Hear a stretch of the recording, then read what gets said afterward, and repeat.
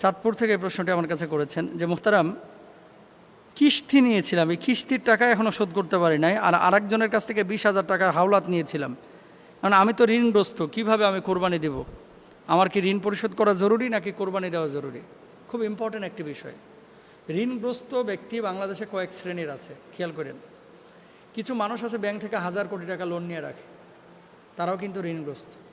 কিছু লোক আছে গ্রামগঞ্জের কিস্তি নিয়ে রাখে, তারাও ঋণগ্রস্ত। আবার কিছু মানুষ পাবেন যে মানুষগুলো নিজের আপন আত্মীয় স্বজনের কাছ থেকে ঋণ নিয়ে রাখে, তারাও কিন্তু ঋণগ্রস্ত।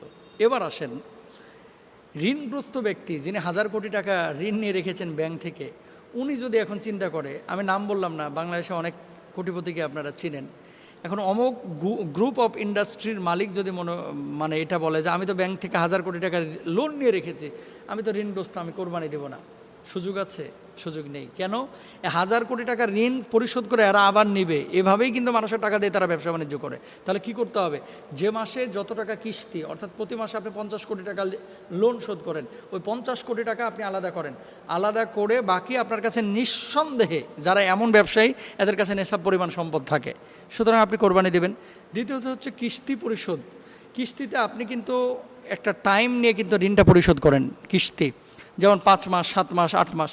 তো আপনি যে টাইম বা টাইমের যে ডিউরেশন, এটা তো আপনার জানা আছে, ওই মাসের কিস্তিটা আলাদা করে নেশাব পরিমাণ সম্পদ যদি আপনার কাছে থাকে, আপনি কোরবানি দেবেন। আর 20,000 টাকা ঋণ নিয়ে রেখেছেন অথবা 2 লাখ টাকা ঋণ নিয়ে রেখেছেন, আপনি এখন ঋণ পরিশোধ করবেন নাকি আগে কোরবানি দেবেন? আমি বলবো আগে ঋণটা পরিশোধ করেন। কোরবানি আপনার উপরে ওয়াজিব বা সুন্নাত, ঋণ পরিশোধ করা আপনার উপরে ফরজ। কারণ আপনি যদি মারা যান, মারা যাওয়ার পরে যদি এই ঋণ পরিশোধ আপনার পরিবার পরিজন না করে, আল্লাহর আদালতে কিন্তু আপনাকে দাঁড়াতে হবে। আর যারা আপনারা ঋণ নেবেন, একটা ভুল আমরা বাংলাদেশে অনেকেই করে থাকি, কি জানেন? ঋণ নেওয়ার পরে বউকেও বলি না, ছেলে মেয়েকেও কাউকেও বলি না। আপনি কি জানেন আপনার লাইফের কোনো গ্যারান্টি আছে কখন আপনি মারা যাবেন? হয়তো বা হুট করে মারা গিয়েছেন, আপনার কাছে যে টাকা পাবে ওরা কিন্তু দৌড়ায় আসছে। কেন দৌড়ায় আসছে? আপনার পরিবার পরিজনের কাছে, যে তোর বাপের কাছে তো টাকা পাই। প্রমাণ কি? প্রমাণ নাই, টাকাও নাই, তো দায়ী থাকলেন কে? আপনি।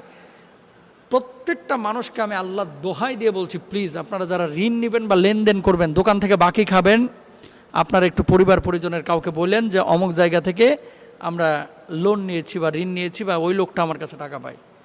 তাহলে ঋণগ্রস্ত ব্যক্তি, আপনারা ঋণ পরিশোধ আগে করবেন, যারা ক্ষুদ্র ঋণ আপনারা নিয়ে রেখেছেন, তারপরে কোরবানিটা দেবেন। আর এমনটা যদি হয়ে থাকে যে ও এটা মাঝে মাঝে নেই, মুদি দোকানে বাকি সব সময় থাকে, বা একজনের কাছ থেকে 5 লাখ টাকা আমরা সবসময় ঋণ নিয়ে নিয়েছি, সবসময় আমরা এমন নিই, শোধ করব, এরকম যদি হয়ে থাকে, আপনি কোরবানি দেন।